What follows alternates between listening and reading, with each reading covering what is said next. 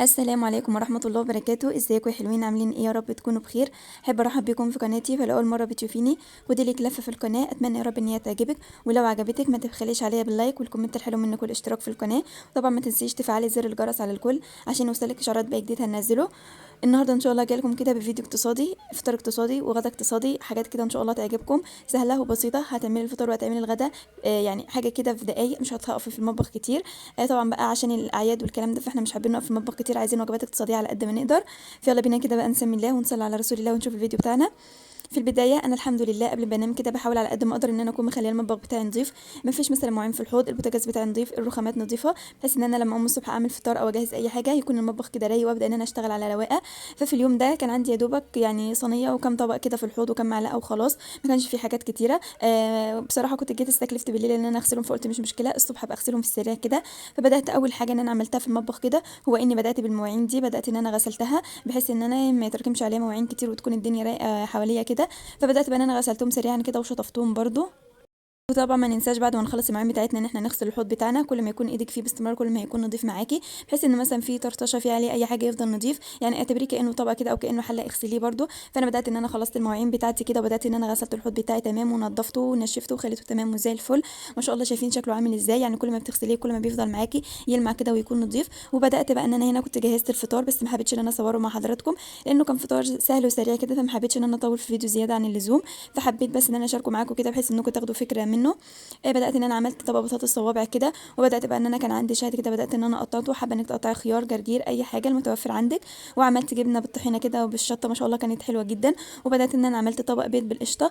فطار سهل وسريع وفي نفس الوقت يعني كلها حاجات من البيت وكلها حاجات برضو يعني مفيده، حاجات حلوه. فده كان فطاري في اليوم ده الحمد لله، فضل ونعمه، ربنا يديمها علينا نعمه دايما يا رب ويحفظنا من الزوال. عملته سريعا كده وفطرنا الحمد لله. بعد ما فطرت برضو غسلت الطبقين كده من مكان الفطار. وبدات بقى ان انا شفت الشقه بتاعتي حاجه عايزه تتروق حاجه عايزه تتعدل، يعني ما دخلتش ان انا ظبطت في الغدا على طول. فبدات بقى بعد ما جه ميعاد الغدا كده بدات ان انا دخلت ان انا اعمله. في الفيديو اللي كان قبل كده انا كنت عامله مع حضراتكم الجلاش، فكان بقى عندي شويه، فقلت هبدا ان انا اسخنهم كده مع طبق مكرونه. فقلت ان انا ابدا اسلق المكرونه. انا جبت عندي حله ميه عادي ضفت فيها ملح. وبدات ان انا ضفت المكرونه عندي وهبدا ان انا اقلبها كل شويه من وقت للتاني. انا المكرونه المسلوقه بحب ان انا اطلعها يعني تكون نص سوا 3/4 سوا، بحيث ان انا ببدا برضو ان انا اسيبها مع الصلصه كده تبدا تاخد السخونيه من الصلصه.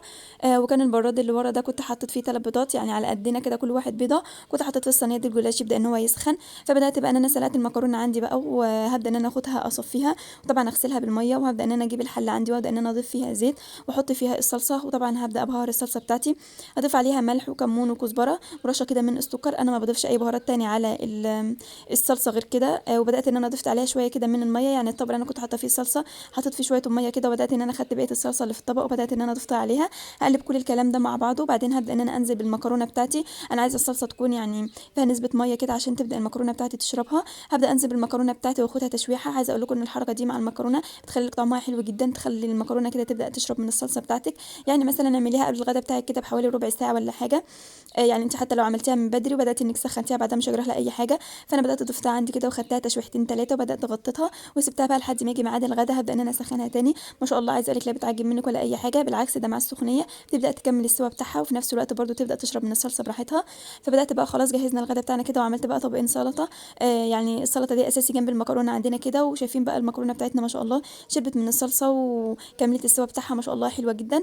وطبعا كمان بقى عندنا البيض بتاعنا. وسخنت الجلاش بتاعنا ما شاء الله. عايزه اقول لكم ان الجلاش على الرغم من انه كان بايت بس طعمه حلو جدا وفضل طري وفضل لونه جميل ما شاء الله. شايفين شكله عامل ازاي؟ انا يا دوبك بس غلطت الصينيه كده بورق السلوفان وسبتها على نار هاديه خالص تبدا ان هي تسخن معايا. عايزه اقول لكم الجلاش كان طعمه حلو جدا يعني. بجد يعني نوعيه الجلاش فرق جدا جدا في طعم الجلاش. فكده بقى كان غدانا في اليوم ده الحمد لله فضل ونعمه، ربنا يديم علينا نعمه دايما يا رب ويحفظها من الزوال. ولحد هنا كده بقى يكون خلص الفيديو بتاعي معاكم وخلصت وصفتي معاكم. اتمنى يا رب ان الفيديو يكون عجبكم واستفدتوا منه لو بشيء بسيط وخدت منه افكار. ولو عجبكم ما تبخلوش عليا باللايك والكومنت الحلو منكم والاشتراك في القناه. واشوفكم ان شاء الله في فيديو جديد ووصفات جديده وافكار جديده، واترككم في رعايه الله وامنه. والسلام عليكم ورحمه الله وبركاته.